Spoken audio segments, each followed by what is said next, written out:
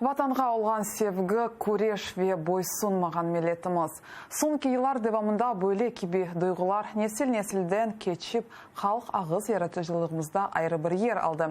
Бүгін қырымтатарларының матбуат күні қайт етіле. Бүгін біздлер муарелетімізнен берабер аталар сөзлеріні топлап мерақлы ярышыны тешкелеттік сейретмеге теклиф етем.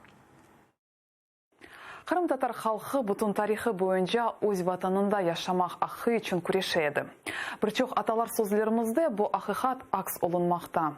Ана кебе яр олмас, ватан кебе ер олмас. Көзсіз яшап олурсын, ватансыз йоқ. Бұл сөзлер неже неселерден бізге келіп чыққандыр. Халқымыз аман-аман ярымасыр девамында сүргін етілген ят әллерде бұлынмаға мечбур олды. Ватан асыретінде бөле аталар сөзі пейда олғандыр.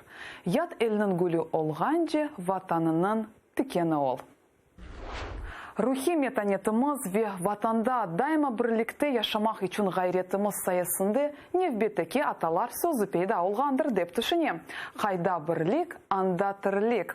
Елар девамында қавелешкен бірлігіміз саясында халқымыз аляда бойсунмағанлар сырасындадыр. Сонсыз қарсамбаларға бақмадан халқымыз еп аяққа тұрды. Қырым-татарларының эсас чизгілерінден бірі анги вазиетті янындакіне ярдым еліні ұзатмақтыр. Шының үшін да бір аталар сөзіні қатырламаға теклиф еті. Тоқ олғанда ачылықны, бай олғанда йоқлықны ұнытма. Сізді қырым-татар аталар сөзлеріні білсеңіз, бізнен пайлашмаға теклиф етеміз. Оларны адресімізге йолаңыз. info@tr.tv.